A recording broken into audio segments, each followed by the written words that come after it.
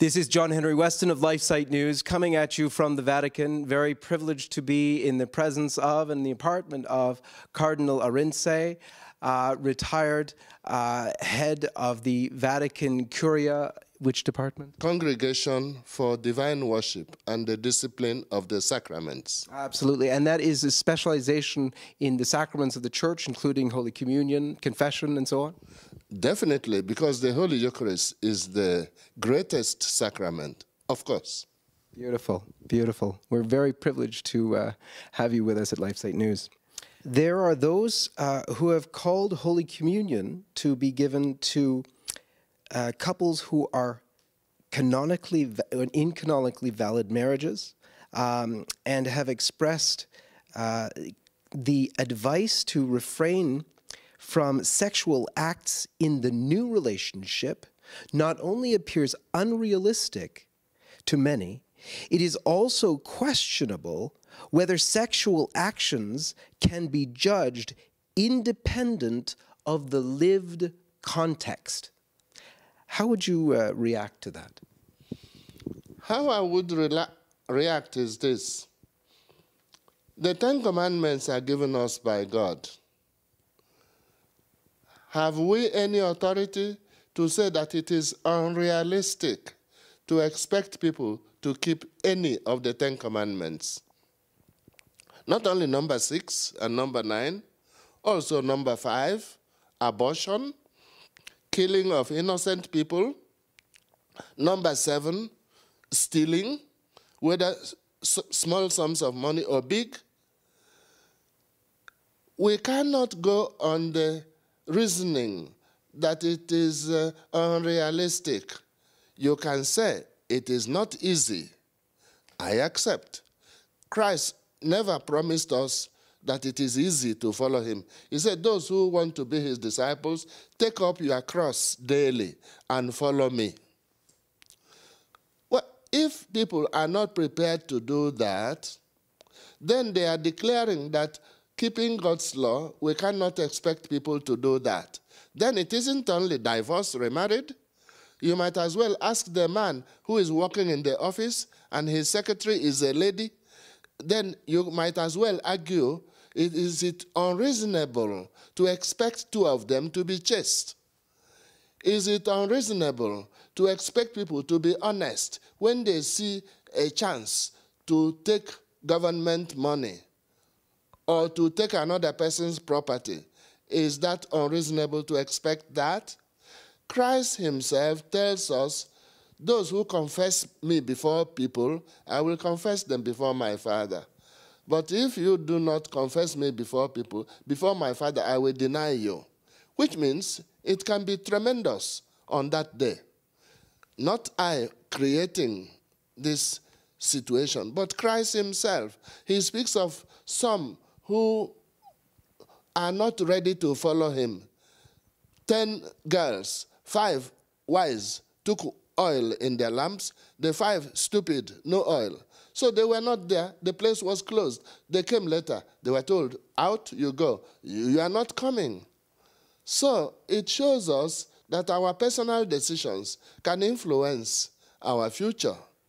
It means, therefore, we should help people with the truth in all charity, but without hiding anything.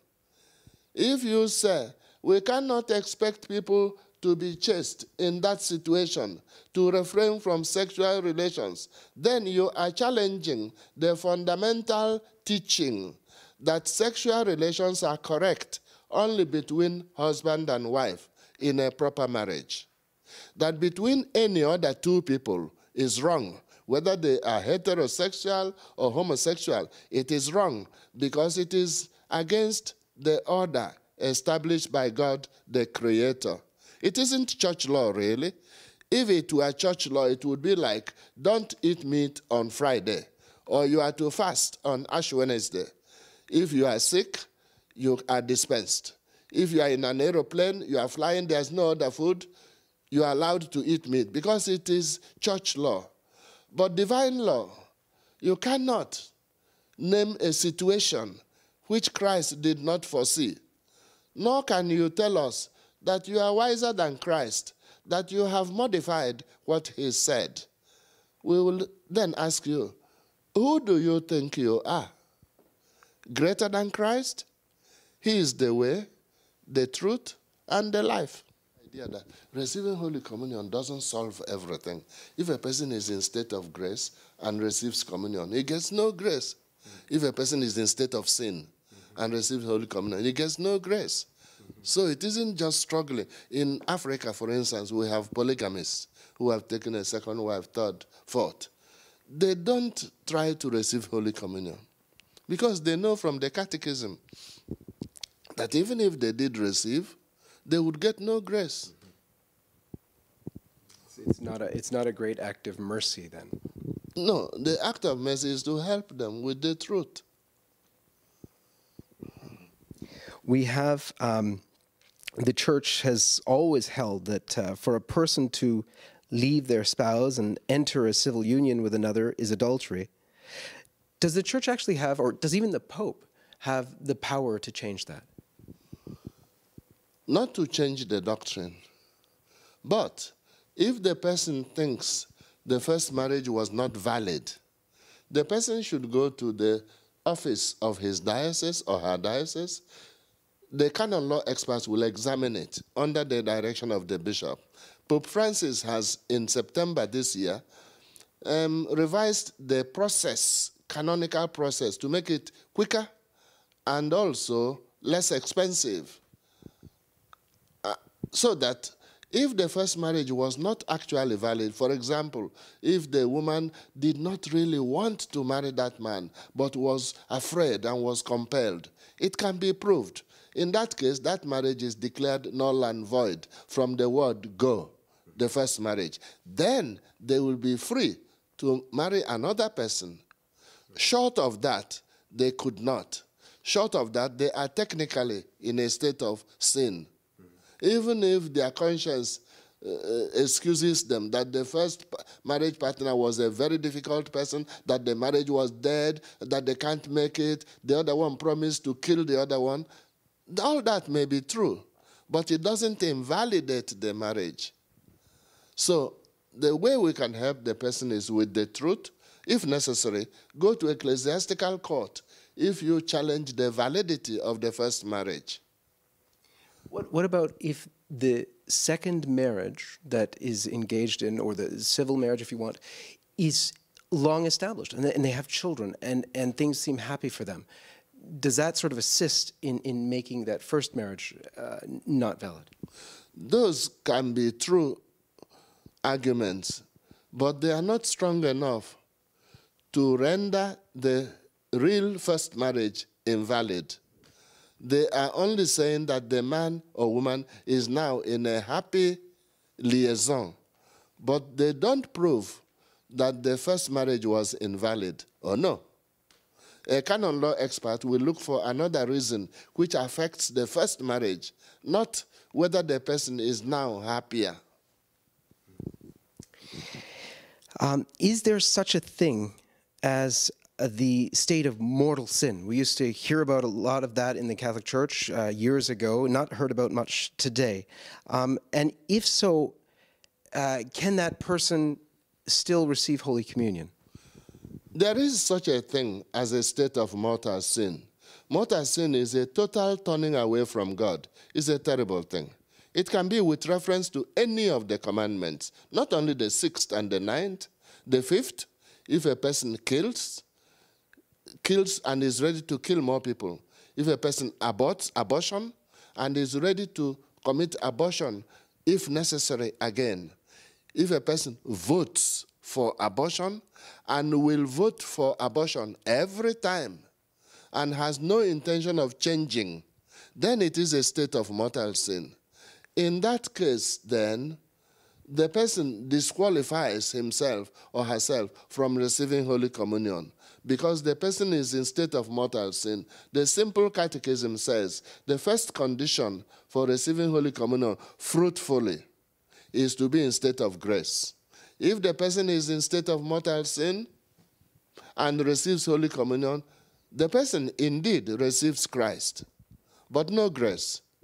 That's the case where St. Paul said, let a person examine himself. He who receives unworthily receives judgment against himself. That's St. Paul. That is very severe. So it isn't actually whether the person received communion that will tell whether the person received grace. Suppose the person kills, this is a murderer who engages in robbery and is ready to kill people anytime, has already killed and is ready to kill more and is planning to kill more. If that person receives Holy Communion, even 5 times a day, no grace.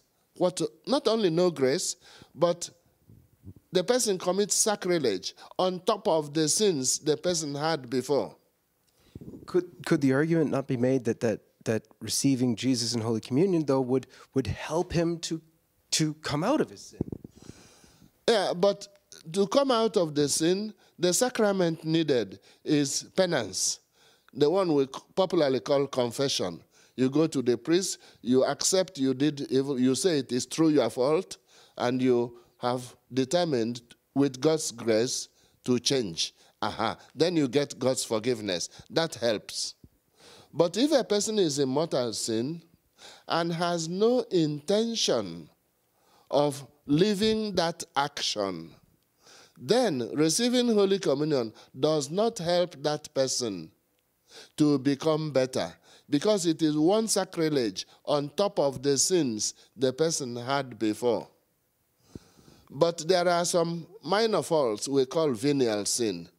And if like little bits of anger, little bits of lack of charity, receiving Holy Communion can help the person to come out of those. But those venial sins do not take away the life of God in the soul. So the person is still in state of grace. You can see that this teaching respects conscience and respects honesty. Our religion is not a matter of pretense, how we appear to other people or what people think of us. Only God, what God thinks of us, is the important question. That is why we don't judge another person. All we have said now is about objective right and wrong. Whether this person is subjectively well-informed, only God can judge. Whether this person's conscience is correct conscience or erroneous conscience or conscience culpably by the person's fault erroneous, or by the person's blunder and sins in the past erroneous, only God will judge that. Not even half a dozen cardinals will judge that. God doesn't need our help to judge that. So you can see it's all about honesty and openness before God, not what people think of us. Absolutely. And I have one final question for Your Eminence. We have experienced in the United States, our justices basically said that it is now unconstitutional not to allow for same-sex marriage.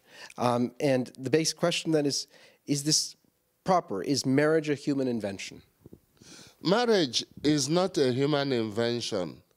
God created Adam, and God said it's not good for man to be alone. He created Eve.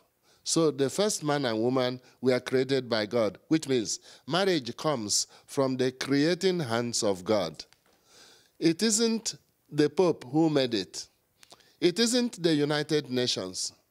It isn't the parliament of any nation, no matter how powerful, which means that nobody has the right or even the power to reinvent marriage. It is not for me to comment on the laws of United States of America. I'm only speaking of human nature worldwide. If two people associate, maybe they are two lawyers, they set up legal chambers and they are lawyers. Or they are two doctors, they set up a clinic. The church can't oppose that. But if they begin calling their association marriage, we ask, you are not serious? Cardinal Arinze, thank you so very much for being with us on LifeSite News. God bless you. Thank you.